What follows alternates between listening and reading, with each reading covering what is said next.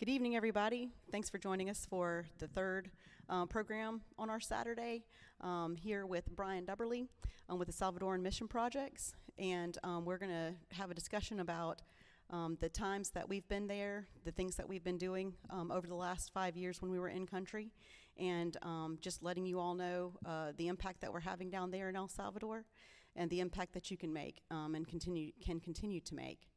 And I'll let Brian tell a little bit about himself, and then we'll get started. Thank you. Welcome again, if you're just joining us, and to all you here. My name is Brian Dubberly, and I am the Volunteers and Mission Coordinator for the Evangelical Methodist Church in El Salvador, which means that groups like yours that come down, I help plan those trips on our end and take care of the logistics and the hotels or where we're going to host you at, your food, work, that kind of stuff. And I stay with you guys all week and make sure that we don't have a whole lot of problems. That if they are, we fix them. So that's what I do there. Shandon has been coming down for 5 years now. This would have been the 6th this year, but with COVID, those plans changed. The first year that your group came, we worked at a church called El Shaddai. It was the project we were working on. I don't remember if the sanctuary, I think the sanctuary was mostly finished when you guys came.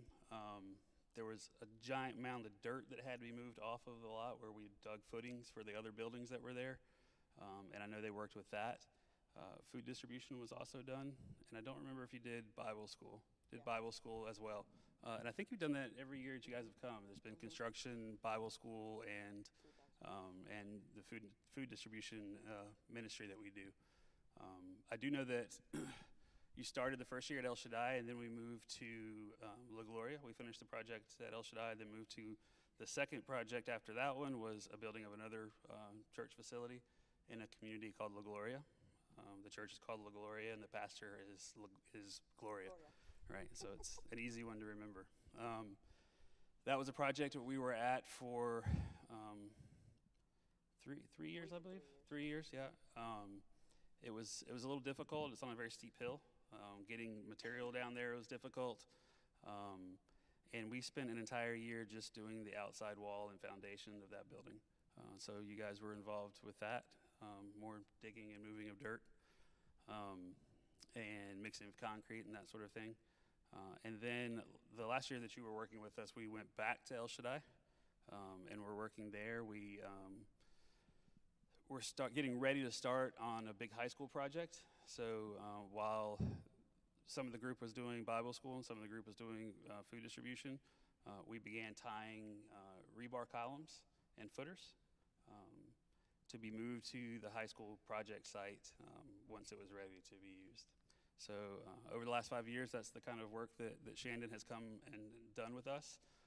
This past year, there was money sent, funds sent, since the teams didn't come, which helped us advance on a separate high school project, but one that we needed to change gears and do to take care of an immediate need for the Methodist school in Awachapan. So even though you guys didn't send a team this year, your gifts and your presence with prayers were very essential for us to keep the mission going, the ministry going on. So. Do you have some images for us, Sarah?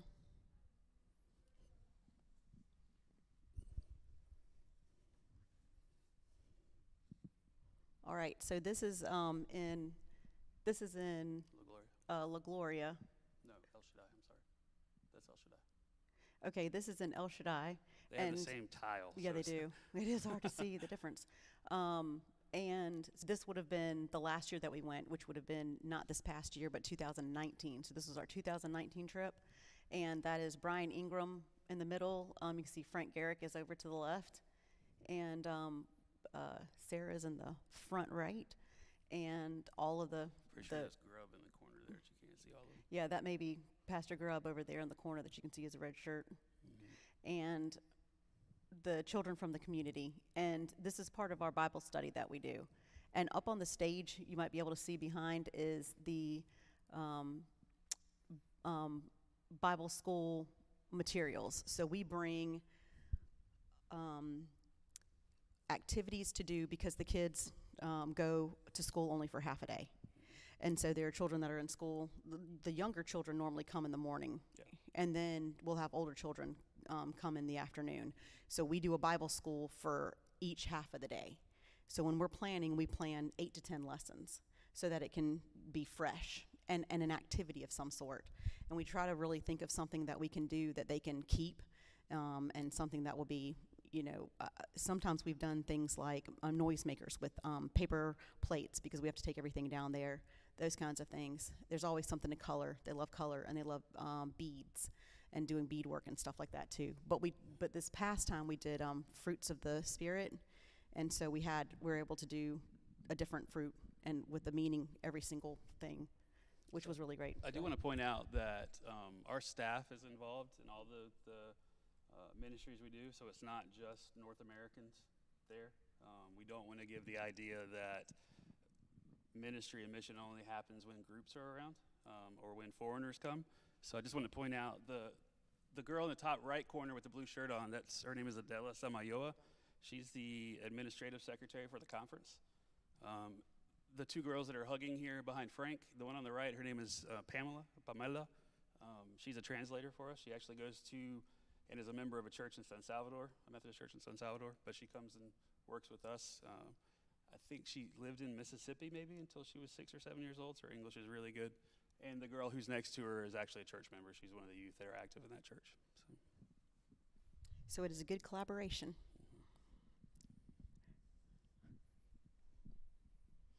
And this is the coloring. They really do love coloring. We bring lots of coloring books, and those are the kids, which is really awesome. Okay, this is a view of the area around the mission house. There's a second floor where we stay.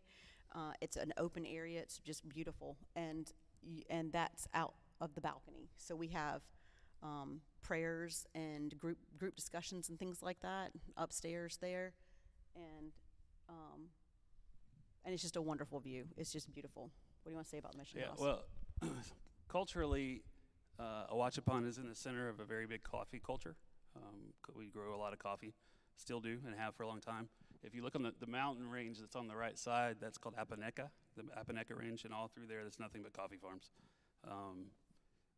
And yeah, so this is the neighborhood. It's called Las Victorias, where the mission residence is, where we host teams. So yeah, and most of those trees there are mangoes, if you're just curious about the flora. And the kids love coloring on people too. So that's Sarah, and that was just really fun. And Sarah has told her story several times, and she told it at the 1 o'clock. So if you want to see that, look at 1 o'clock. But she's done her mission experience a couple of times at a couple of different things. And the gist of it is that when she went, she had no idea what to expect. And even the first night, she came up to me and she's like, "I really just don't know why I'm here."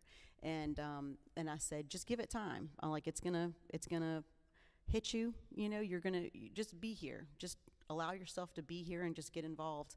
And by the second night, she said, "Yeah, I get it now.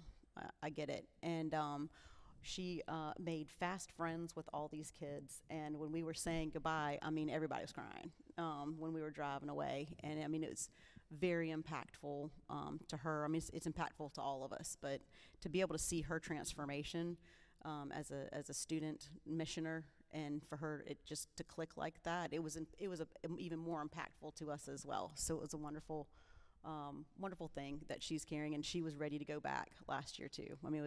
COVID was a heartbreaking thing for our mission trips because we were on a roll, and the roll is not stopped. We're going to continue this. So she's looking forward to going back as soon as we can. Haha. Yay. This is awesome. This is one of my favorite parts of the trip last time. That is El Shaddai, and it is packed because one thing, when we go, we like to provide pictures because a lot of the families, they don't have any way to take pictures. When you go into the homes doing food bag deliveries, there aren't a lot of photos in the houses and things like that. So we do make a point to take photos of the children, and then we'll also say family photos. And so by the afternoon time, everybody's coming back in. You can tell they got all done up so that they could take family portrait type things. And then we bring a little printer and we print the pictures out right then and hand them to them. And so that was really great. And so the next thing we wanted to do was show a movie and have a movie experience in the nighttime on the last day that we were there. And with some doing and some partnering, trying to get the movie. You can't just take a movie down there. There's rules. And so, but we had some help. And we were able to show Coco. And it was just a great thing. We had snacks and like lemonade, Kool-Aid type things, and made it be like a whole movie experience. And it was packed. The word got around the little town, and everybody came out, and it was just a great experience in a church. It was wonderful. Anything you want to say? I don't really remember this happening, but it is my photo, so it did happen.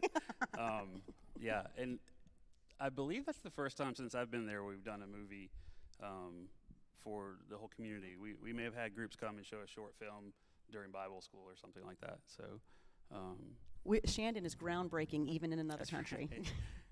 But like I said earlier today, if you're watching that, we're open for any kind of ministry or outreach as long as there's a plan involved, and it's something that we see that would be helpful and receptive from the locals. Then we do our best to try to facilitate. So this would be an example of something different. So that's Pastor Grubb on the left-hand side, and that's David Coward on the right-hand side. This is an elusive photo of a pastor working. A lot of what we do is that rebar bending, and that's how you do it. They have a little mold, or I don't know, the mold. It's called a jig. Yeah, there you go. And you use a crowbar, and they put little marks on it, and you like stick it here, stick it here, stick it here, bend, bend, bend, and then that's the way that it needs to be. A lot of rebar bending has happened over the last five and look at all the rebar up against the wall. I mean, all of that is done by hand, and it's tied by hand. So when we say construction crew, like you do stuff. I mean, it's not standing there watching. Like you're involved in the actual building of things that will be used to build the structures that are going to be down there, which I think is really cool to be part of that process, as well as the Bible school process. I mean, we're just touching lots of different areas of progress and improvements and things. And this is metal that we're doing for the large high school project. It's going to be 3 stories tall. It's going to be one of the tallest buildings in town. So they're bending the rebar for that. It's normally not that much effort involved in it. It's usually much smaller, but this is very thick rebar at a different grade hardness that we're using. So it required more than one person to try to get it bent. All the big squares that are behind on the left side against the wall, those are actually the footers that go into the ground, into the hole that the columns sit on top of. And those are the small ones. They're 3.7 meters by 3.7 meters. The bigger ones we actually have to tie on the site. So we have to load those in trucks and move them across town, basically. But it was somewhere we could keep it, where people could work, and we could keep it locked up because the construction site's just open right now. So, but that's the kind of work they were doing. They were getting prepped for us to be able to start the next project. And we spread out the duties too, so you don't do. So everyone has an opportunity to do the different duties. So that's why, and I'm glad that we are able to do so many different things so that you can have an experience of delivering food bags in the morning and then do some construction work in the afternoon. Or if you want to be doing the vacation Bible school and then deliver some food bags. So there are experiences with each thing that we do. Each component gives you a completely different experience. The house visits are very impactful. And I mean, it was a thing that I was hesitant to do for a while because I knew that was going to be a big deal. And so I was like, I just want to do construction. Just let me do construction, because that's kind of a little bit. But throwing yourself in there, getting out of your comfort zone is a lot of what this is about. And just putting yourself out there, it's a moving experience. And that's like almost half of our team there. Yeah, and that's one of the columns that will go to hold up the first floor. And there you go. That's me. And that's Antonio, and Antonio is a beast. He's down there and he helps us. He's like the leader of the construction. He shows us what to do. And even though he speaks zero English, we figure it out. I mean, hand signals and, like 2-3 words, and I mean, we can get it done. And he's wonderful, and he's patient, very patient with all of us. All of us, not just the groups, everybody. But yeah, and he is a wonderful teacher of this kind of thing. All right. So any other stories? I mean, I can tell stories, but it won't be about your team, I don't think. Tell the story about the girl and the medicine. Okay. One of the ministries we have, this is not a happy story, but one of the ministries that we have is a medical clinic that the Methodist Church maintains. Then the way it works is you pay $5 to see the doctor, and if we have medicines, we give the medicines for free. And the medicines that we get, most of it comes from teams that bring over-the-counter medicine, allergy medicines, pain relievers, cold medicines, that kind of stuff. And then we have medical teams that come, and whatever medicines they don't give out while they're doing their stuff goes back to our clinic and is dispensed to the people who visit there. This was probably 5 or 6 years ago.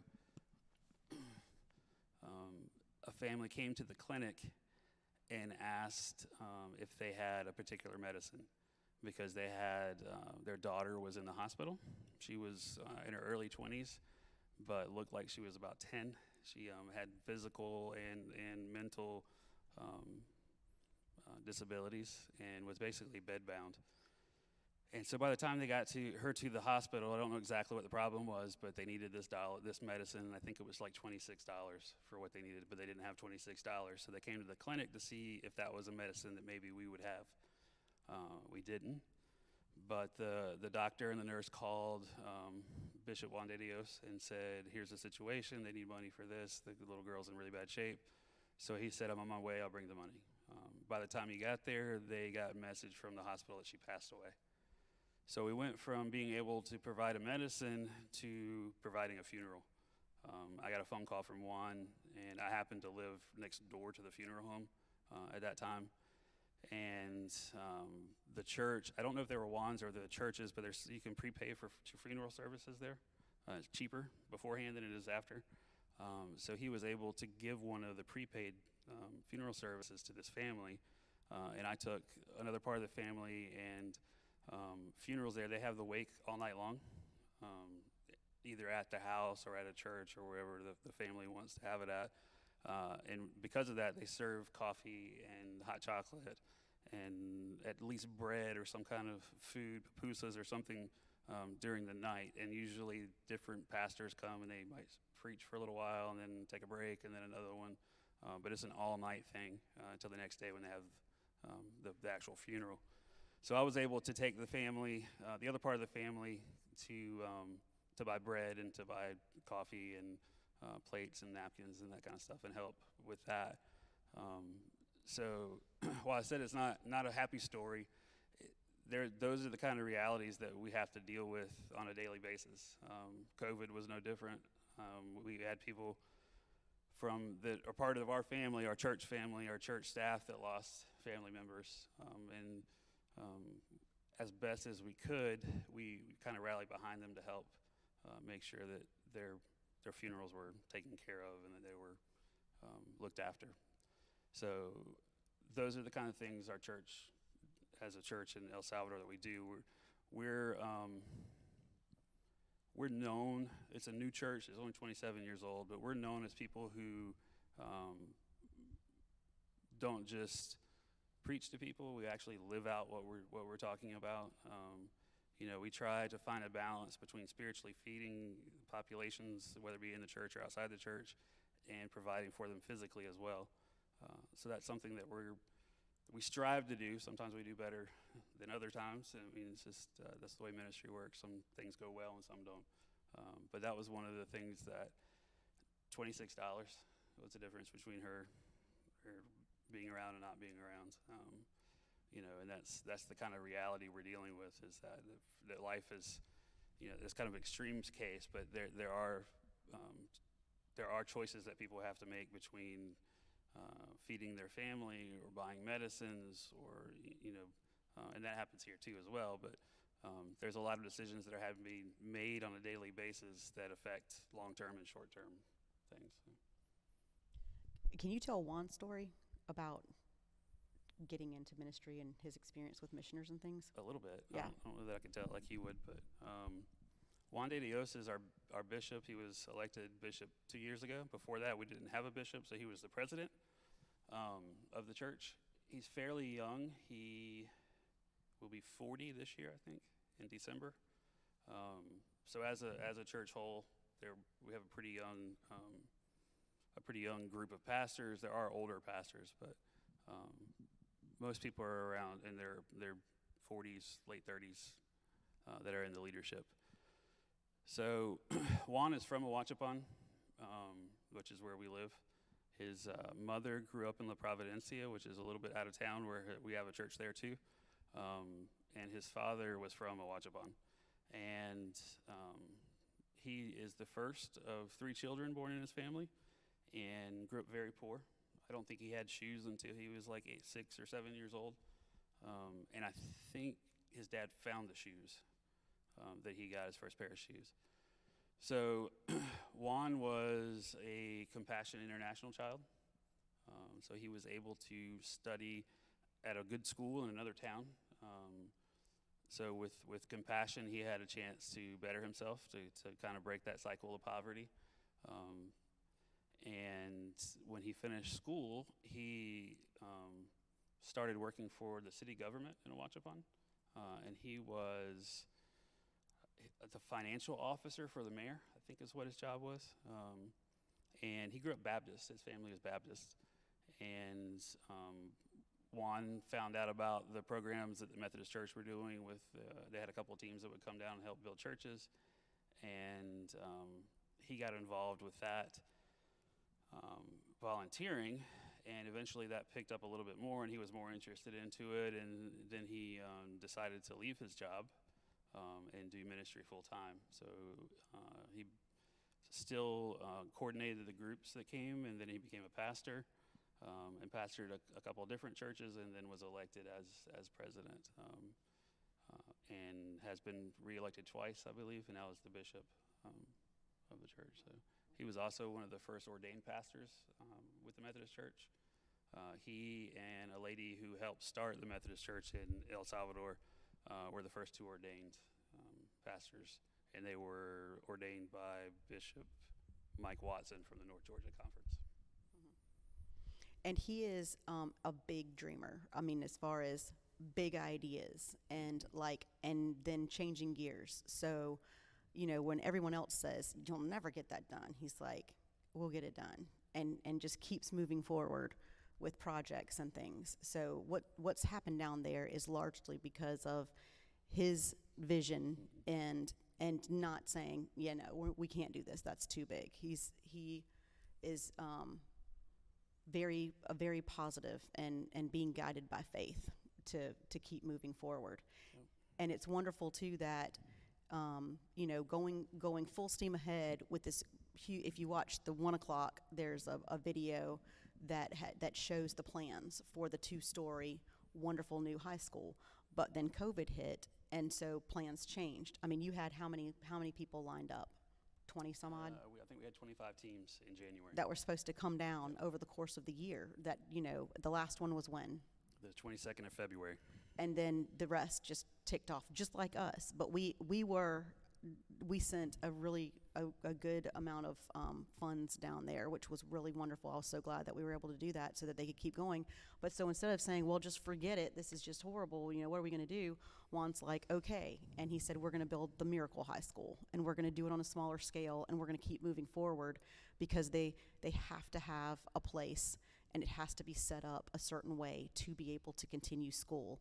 And so going up through a certain grade, high school was the next step. And so he's still pushing forward in a different way, but still making it happen, which is wonderful. And so it's great to be connected with that, with them, with him, with those big God-sized dreams, and to continue to help that community push forward with making improvements to better the kids so that the cycle and the generations can improve and can continue to improve. What, you want to say anything else about that? I don't think so. I think you got it. Okay. Well, then you have to come down here and say it. Hurry up. I'm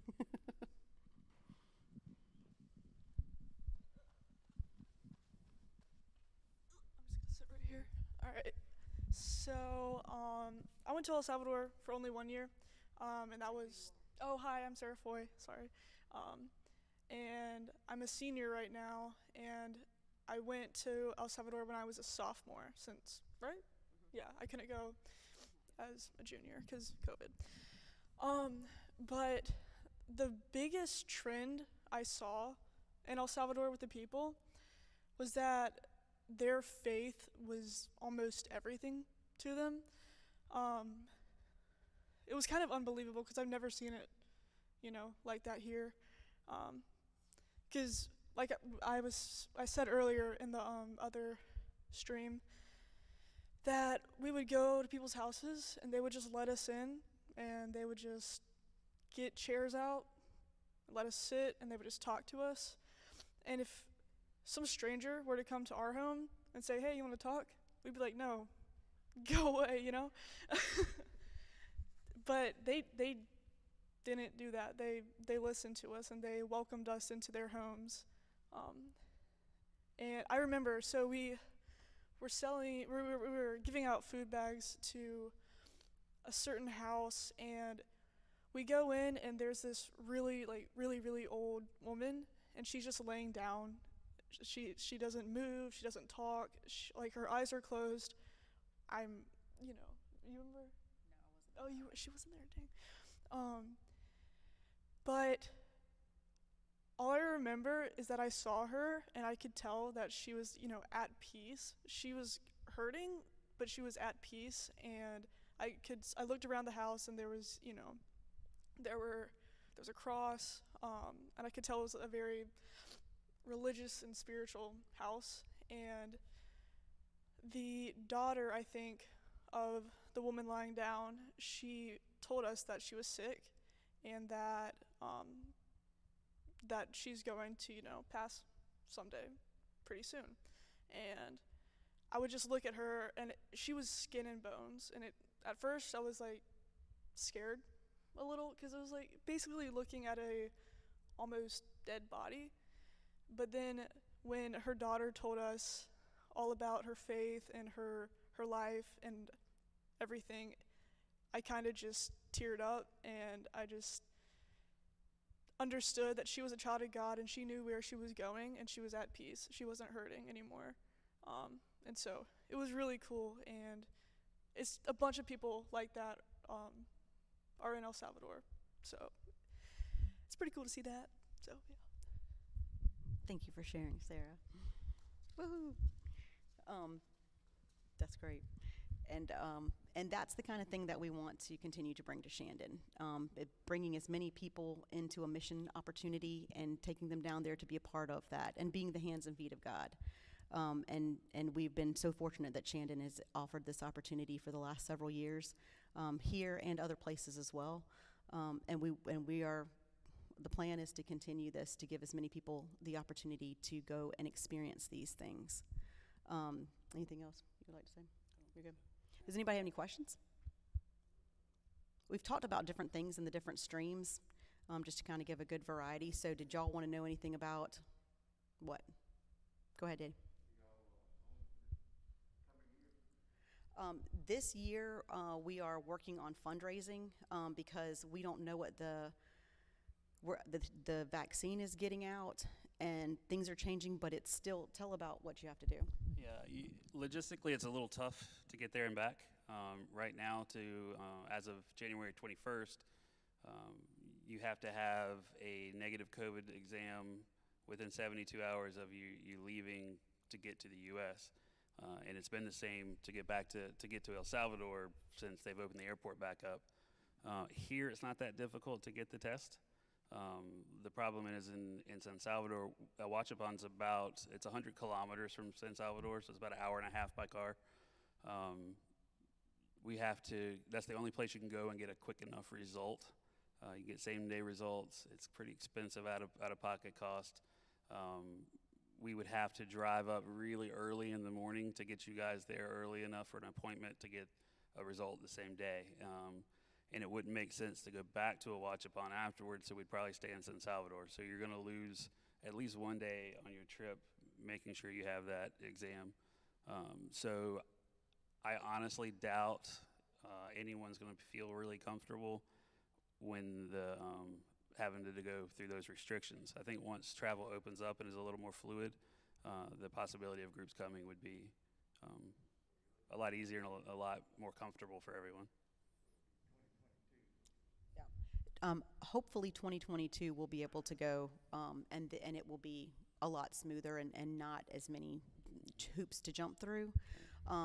Last year, the plan was that we had normally been going for a week, and it was a week of construction, Bible school, and food bag deliveries.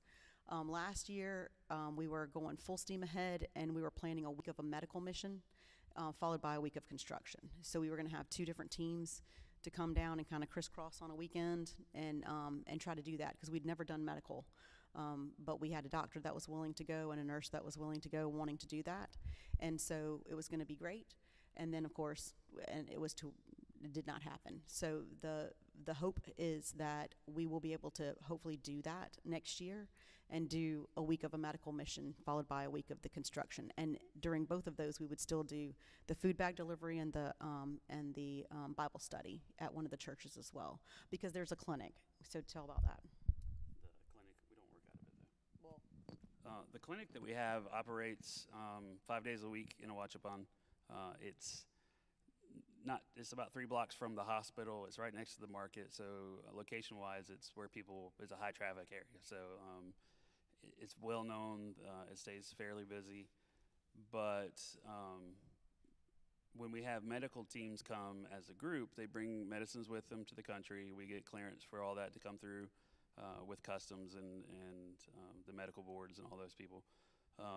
We go out to communities, kind of outlying communities, where we either have a relationship with someone or there may be a church there, and we do a free clinic.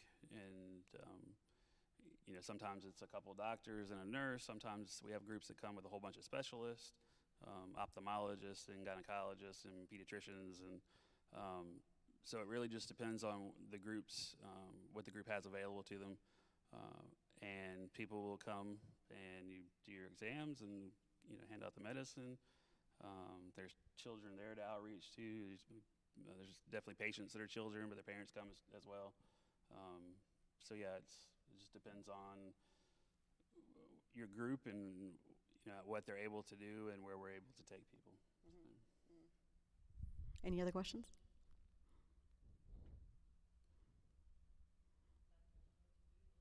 Thank you. Thank Yes. you Thank for y'all working the with church. us. Yes. It does make a big difference. I do want to say one other thing. When you were talking about Sarah not being sure about why she was there, I get the luxury, I guess, to see that aha moment when we have people come that either they're not really sure why they're there or how they're going to help or what they're going to do.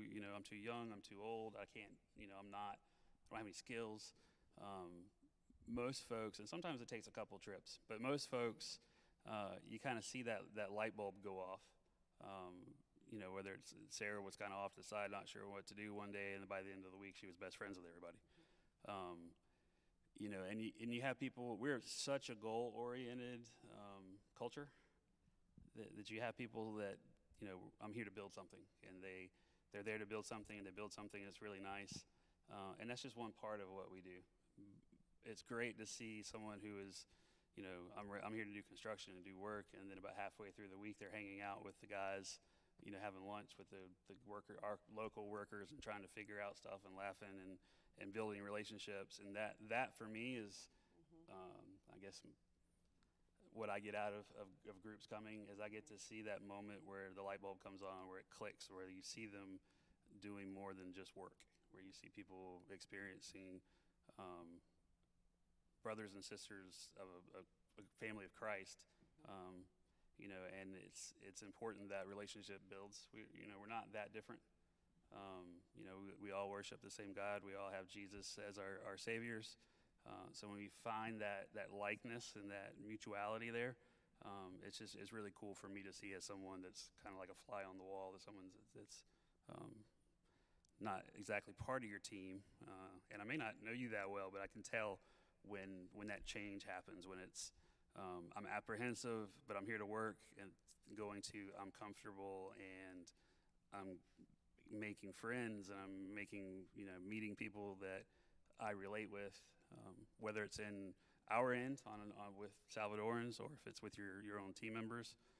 You guys might sit next to each other in church for 10 years, say hello every Sunday, but really don't know one another.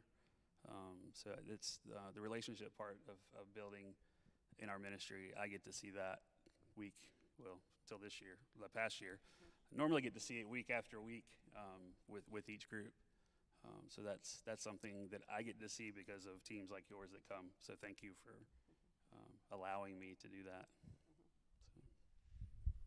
And it is good to do those, to build those relationships, and that's what we're talking about. I mean, like in one of the pictures, Antonio, like I really want to get shirts made that say I want to be like Antonio, because he's just a beast, and he's like this tall. He's really small. He's a really small man. And he's very patient, but you have the younger guys, you know, his workers, and he's running circles around them, and I'm like, yes. And you know, of course, my husband's name's Jeff, and so the guys, one of the first years that he went, I guess, was saying El Jefe, and so, but that, and when he would, Antonio would be like, because it means boss. It means boss, Yeah. And so they were calling it Jeff. He was not. It was Antonio's the El Jefe. Yeah. We get to have fun. We were talking about this earlier. We get to have fun with names that are difficult to pronounce in Spanish. Jeff is one of them. The sound is really hard in Spanish, so you end up with like Jex. So it's easier to say Jefe. There's a youth that comes from a church in Raleigh, North Carolina, whose name is Chase, and they just can't say that, so it ends up being Cheese. So Chase is now Cheese. Another from Pinehurst, North Carolina, his name is Rusty. And when I told them his name, they all kind of looked at me like Frosty, like at Wendy's. And I was like, it's Rusty. So he was Frosty from then on. So, so we get to have fun with people's names that are difficult. We had a Chad once. They can't do the ch sound, so they just called him Chato. And Chato is like something that has a flat face. Like a bus that doesn't have a front end is Chato. Or like a bulldog or something like that. So his name became Chato, which he was excited he had a nickname, but he had no idea what it meant. So we get to have fun too. We're not all serious in work. Do you have another question? That's Sarah. That's Sarah. Yeah.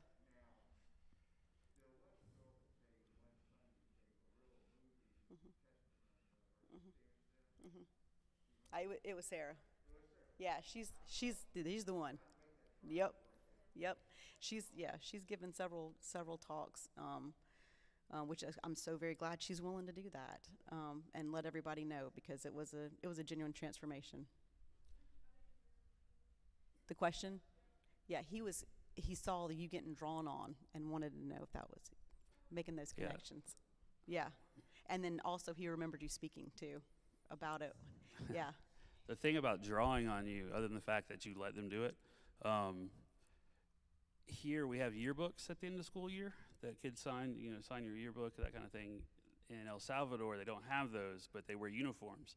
So they sign each other's uniform shirt at the last day of school. So I'm assuming some of that was coming from that, but then the fact that she let them draw on her.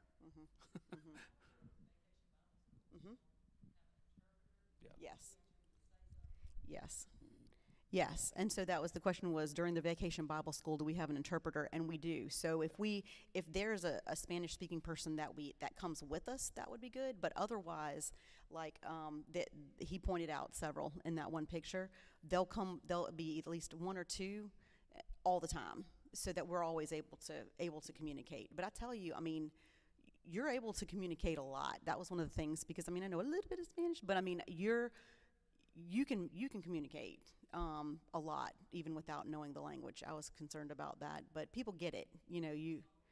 Oh my God, and that's one of the things that I'm glad you said that. So during the contemporary service, we of course sing a lot of contemporary songs. One of the first churches that we went to, they started singing. I'm like, wait a minute, I know this song, and it was one of our contemporary songs. And so I'm sitting there singing it out in English, and they're all singing it out in Spanish, and that's what I'm talking about. It's the same.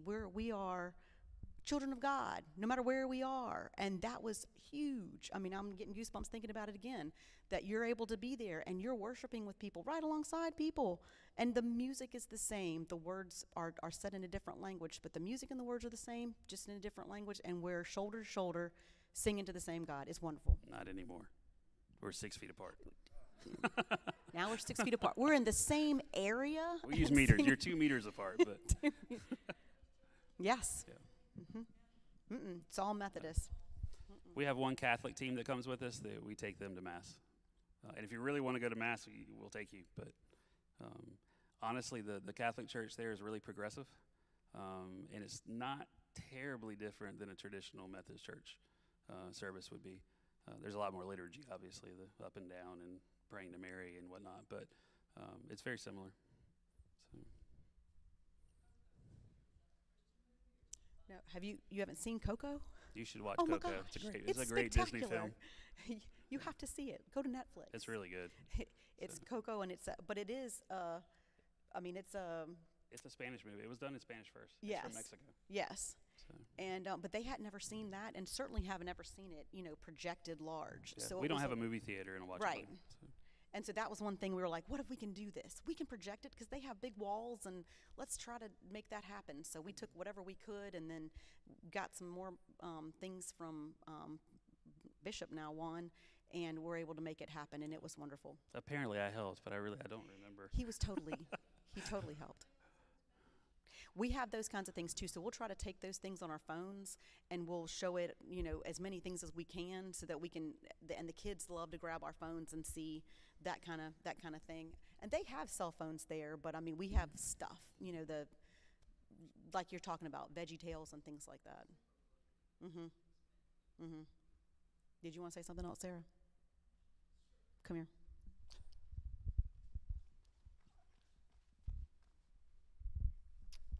So with the whole language thing, I thought it was going to be very difficult, but then I realized the only 3 things I had to say in Spanish were sí, no, and hola, and adios. And then if I wanted to get real, into the language, I'd ask them if they wanted to play soccer or if they wanted to color in Spanish, and that was thanks to Google Translate. So. Yeah, I thought the language barrier was going to be really difficult to overcome, but I mean, I feel like it let us be a little closer than with it, because yeah, it's like charades. It is like charades, but yeah, it was awesome. And they do have phones, but when you guys think of phones, you think of Apple.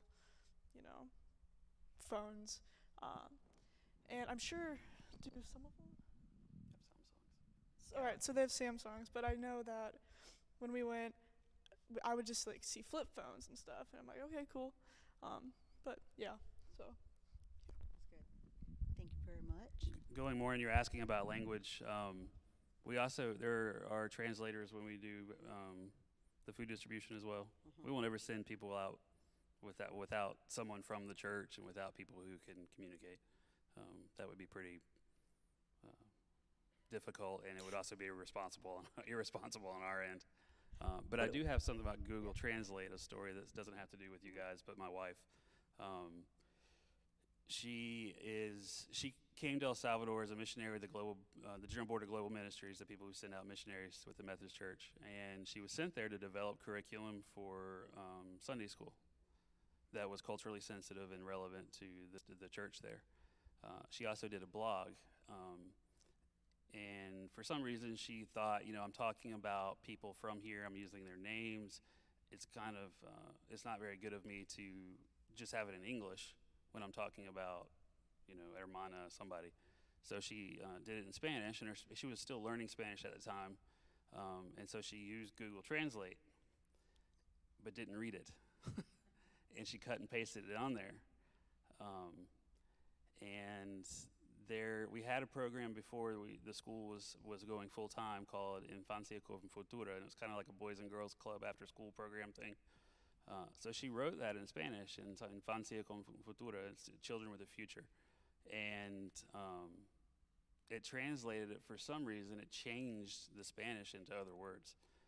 So she put her blog up online, and a little while later, I got a message from Bishop Juan asking me why my wife said that the program is a fraud. And I was like, what? Another pastor had seen it and asked him the same question. So I went over to the office. I was like, what are you talking about? And he showed me the blog, and it had changed Infancia con Futura to Infancia con Estafa. So Google Translate had changed it from children with a future to children with fraud. So you have to be careful with Google Translate, Sarah. Sometimes it'll get you in trouble.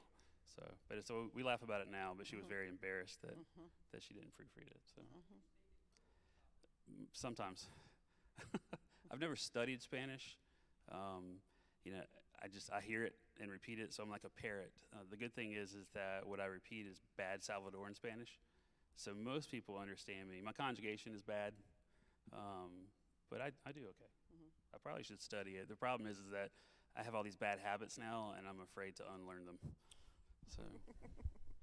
But he will do the translating of if we go to, or when we go to church, he'll tell us what the sermon is saying, paraphrase, kind of, sort of. It's word for word. Right. It's much easier from Spanish to English than it is from English to Spanish. So I get to do it in the English, and someone else does it. Yeah. If they have to do English and Spanish. Yeah. So. Sure. It is a really exciting story. It's really not very exciting at all. It was a sequence of events with doors opening and doors closing, was the short story of it. I actually was a chef in 2008 when the economy started to kind of tank a little bit. A lot of restaurants were suffering, and I worked for a small casual fine dining restaurant. And I told the owner, I was like, look, here's the deal. Financially, you either need to let me go or get rid of everyone else, and you and I do everything. And he was like, no, we're going to make it work. And then a couple weeks later, he said, I got to let you go. And I was like, I told you. So in the meantime, while I was looking for a job, I have a good friend of mine from Bible study was the construction director for the local Habitat for Humanity affiliate. So he said, if you need to get out of the house, we're building, come work with us. So I did. And that volunteering turned into an occasional job when teams came. And then it became a job as the interim director for the local Habitat affiliate. That was the time when I learned how not to run a nonprofit. The people who had been before didn't do a very good job of keeping things where they should be. So after 9 months of that, I left and moved to El Salvador. That was the timeline. The way that I got to El Salvador was my home church also has a missionary in Costa Rica, and he and I are good friends. And in 2006 or 7, I can't remember which, I went and volunteered with him for 6 months on a project that was out in the middle of nowhere. And just really enjoyed working with teams and really enjoyed the coordinating and the behind-the-scenes stuff. But I had to go back home and go back to work. And, so the next year, my father-in-law was asked by Duke Divinity School to take their field placement office to language schools in Guatemala. He'd been to a lot of language schools and took team leaders to language schools in Guatemala. And then after that, they all went to El Salvador. Well, my father-in-law had never been to El Salvador, but was like really impressed with what the church, a very young church, was doing as far as outreach and missions. So he convinced myself and Will to go with him to see the ministries, and I think that was in 2007. And Will went back to Costa Rica, and I went back to North Carolina and went back to work, and then went to Habitat And my father-in-law continued to go down and take medicines when it was easy to get stuff in the country, take medicines and eyeglasses, and he'd fly down and stay a few days and then come back. And he always would send me a text message or an email saying, hey, I just got back from El Salvador, you should go down there and work with Juan. You know, and I was like, yeah, that's great. That's exactly what I would like to do, but I have to make money so that I can pay bills to live. And when I was about done with Habitat, he went down and he came back and he called me this day instead of sending me a message. And he said, hey, I'm in Raleigh. I just got back from going to El Salvador. You should go and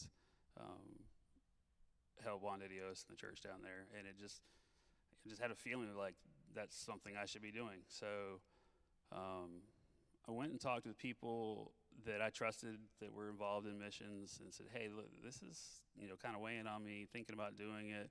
And honestly, I was looking for someone to say that is the dumbest idea you could do. That didn't happen. Everybody's like, oh, that's exactly what you need to be doing. So in 2009, I sent a message to Juan, it's probably November, December, and said, hey, look, I'm thinking about coming down to help, wanting to come help you guys. I know you're trying to do everything by yourself, and, this is what I'm thinking about. And his response was, when can you come? So I started Salvadoran Mission Projects to help bridge what we do here and what we do in El Salvador. And on May 10th, 2010, I moved to El Salvador, and I've been there since. Juan may be kicking himself now that he asked when I could come, but he's stuck with me for the moment. So that's how I got there. It's not any one event that was exciting, and I jokingly say I need to make something up that's more interesting, but it was a sequence of events that doors open, doors close.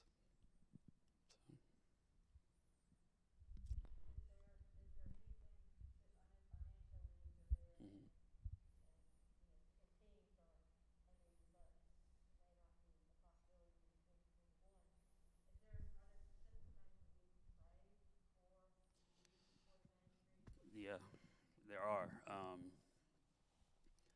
Students will start coming back to school. The Ministry of Education has said that April 6th will be the day when students will begin transitioning back to in-person classes. I have no idea what that's going to look like as far as the Methodist school, especially since we're not finished with the building where the high school is supposed to be at. We definitely need prayers for direction and discernment as far as how children are going to start coming back to the school, because we're talking about little guys, 4-year-olds up to juniors in high school. So there's a lot of anxiety. They've not been back in class for a long time. There's a lot of doubt probably from parents about wanting to send their kids back into a classroom setting. So if you could definitely pray for the students' parents, the teachers, the folks that are making decisions about how that's going to look, that would be greatly appreciated. The church, the health of the church there in general, the Methodist Church in general, there's 12 of them in the country and 2 church plants. And we kind of got a mixed bag as far as how COVID affected the churches. Some of the churches were affected a lot. And people have they're back in worship, but people got out of the routine of being at church several times a week. So trying to get that part of your flock to come back to church while getting new people in the church is proving to be difficult for some of the congregations. It will happen. I know. I have faith in that. And we had other churches that actually have grown during the pandemic because the pastors had time to be with people and to be supportive if there were sickness or death in the family. So just the health of the church in general, the congregations. And personally on our end, family-wise, I would love to go back home on Thursday. So if you could pray for negative COVID results and smooth transition back home. I know my wife is ready to have me back. I'm sure my daughter probably is too. They're just alike, so they butt heads a lot. I'm the peacemaker. So that for sure for us. And my wife teaches English. She also oversees 2 volunteers that help teach English. Sometimes communication is difficult between the 3 of them. So if you could pray for all three of them, not just my wife. She is married to me, so she needs all the prayers she can get. But yeah, I mean, just for our family, for the leaders of the church, leaders of the school, there's a lot of unknowns right now, and there have been since last year. But we've been in such a separation and quarantine in El Salvador for so long, and I find me doing this, if I go somewhere where there's a lot of people, I have a lot of anxiety. Like I break out in a cold sweat and looking for an exit. It feels weird for people to be around you. So I would imagine, especially the little kids that probably can't vocalize that they may be feeling that way. I would imagine it's gonna be tough for them to go back to school. So how long it was shut down, because we weren't shut down first. yeah, it was. School's been out since about the 15th of March last year. The quarantine officially started on the 21st of March, and it wasn't completely reopened until the first week of September. And between March and June, the end of June, we had a complete stay-at-home order. One person per family could leave. There were only grocery stores, pharmacies, and banks for limited hours that were open. The markets were open from 8 a.m. till noon. There were days where women could go and men could go, and there were days, depending on the last number of your national ID, as to when you could go out to do those things. So we were very separated, very controlled, and we still have really strict biosecurity measures. Everyone wears masks. You still get your temperature taken and your hands sanitized and your shoes sanitized before you go into any kind of business. So the lines are long to get in. There's limited numbers of people allowed in buildings. So yeah, it's a much stricter quarantine there than it was here, and for a much longer time. So it's kind of weird when I got to Dallas. It was just, people walking around with their mask pulled down, and I mean that kind of stuff I just wasn't used to seeing. People not keeping their distance. So our numbers have been lower. Yeah, the numbers that the government has reported. Yeah, considerably lower. But a lot of that's because, the medication availability. So if you were to get sick, and if all of a sudden it was there was an outbreak somewhere, that would be, I would imagine, way more of a devastating thing. It would be. The problem that the government was trying to avoid was we have a public health system that they didn't want a complete collapse of the health system, just being flooded. And that occurred in a lot of Latin American countries, Mexico being one, Peru, Brazil, where they had really high numbers of deaths. The government, this was already in plans, but the government built a new hospital. And by the time COVID got pretty heavy where we were at, the highest numbers, the first part of it was open, and it had 300 beds with ventilators just for COVID. So if you showed up like at the hospital where I live at and you had COVID, you got moved there. If you need to be hospitalized, you got moved there. And eventually they had over 1,200 beds by the time the quarantine was coming to an end. So they were able to alleviate the numbers in the local hospitals, and get everyone shifted to where they were focusing on getting people better. So. All right. We're a little over our time now. Does anybody have any last questions, last thoughts? You have any last words? Just, thank you. It's been a great day. I'm happy to have been here. I hope that folks at home are watching or have watched or will watch. Thank you guys for coming out, and especially those who came more than once today, all 3 times today, or twice. I really appreciate it, and like I said earlier, I'm happy to be here. I'm happy to be partnering with Shandon. I'm happy that Shandon comes and works with us, and for their support, both financially, with your presence, with your prayers, is greatly appreciated, not only by me and my family, but also the people in El Salvador. So thank you. All right, and we're looking forward to him being at both services tomorrow morning. He's going to give the mission moment in the traditional, and then there'll be a similar conversation for the contemporary service. So I hope everybody's going to either be in person tomorrow morning or watch on the stream as well. And we do thank you for all of the support. Shandon, this is one of our great opportunities at Shandon, and so thankful that we are able to partner with the folks down in El Salvador. And we will see you soon.